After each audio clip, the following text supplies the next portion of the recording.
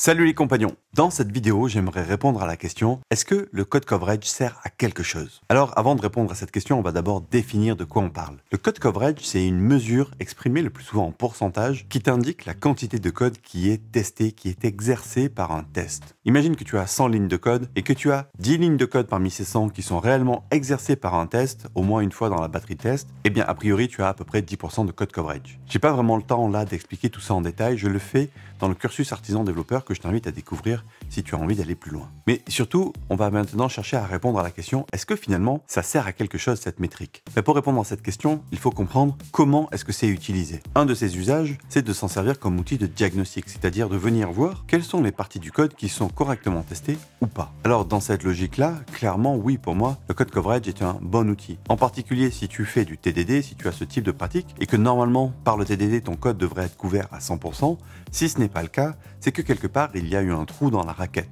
Peut-être que tu as pris à un moment donné un raccourci ou que tu ne t'es pas rendu compte que tu n'appliquais pas le cycle du TDD de manière rigoureuse. En tout état de cause, si tu n'utilises pas le TDD, ça t'indiquera les zones qui ne sont pas exercées par tes tests. Et là, tout de suite, on voit qu'il y a un premier corollaire de cette manière de voir les choses. Si ton code n'est pas du tout testé, de base, ton coverage sera à 0. Et donc, dans ce sens-là, oui, utiliser le code coverage comme un outil de diagnostic pour repérer les zones qui sont plus ou moins exercées par les tests, oui, c'est intéressant. Ensuite, il y a un autre usage de cette métrique qui est de l'utiliser comme outil de quality gate, c'est-à-dire vérifier à un moment donné, valider les pull requests ou du moins en faire un critère de validation des pull requests pour s'assurer qu'on atteint un certain niveau de qualité. Pour moi, oui, utiliser cette mesure est assez pertinent dans ce cadre-là, sans se prendre trop la tête avec ça. Nous, par exemple, sur nos projets, on a deux manières de voir les choses.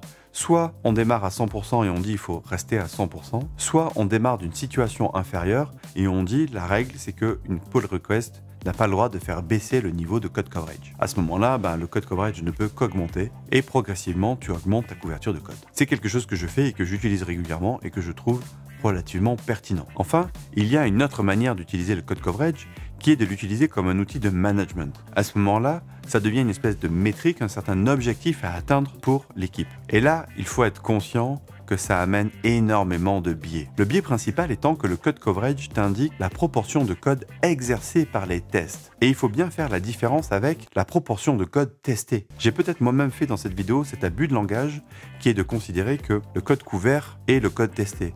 Mais en fait, ce n'est pas le cas, c'est clairement un abus de langage. Ce n'est pas parce que ton code est couvert qu'il est testé, et ça, c'est important à comprendre. Du coup, dans ce cadre-là, l'utiliser comme un outil de management, pour moi, me paraît assez dangereux, voire extrêmement glissant. D'autant plus que si c'est un sujet dans ton équipe, c'est qu'a priori, l'équipe n'est pas forcément à l'aise, notamment avec l'écriture de tests. Et ce n'est pas en mettant simplement une métrique et sans donner les moyens réellement d'apprendre à faire les choses que tu vas résoudre ton problème. L'utiliser comme une métrique d'objectif ou comme un outil de management, je trouve que c'est extrêmement dangereux et propice à l'erreur et à des glissements de comportement qui ne sont pas souhaitables dans le cadre du projet. En résumé, pour moi, la couverture de code est un outil qui est effectivement utile, mais à condition de l'utiliser correctement et de ne pas se tromper dans ce qu'il signifie. Du code couvert, ce n'est pas du code testé, c'est du code qui est exercé par les tests et ça fait toute la différence. Le seul moyen réellement d'avoir une métrique sur le code qui est testé, c'est d'utiliser des outils de mutation de code, et ça c'est quelque chose de beaucoup plus compliqué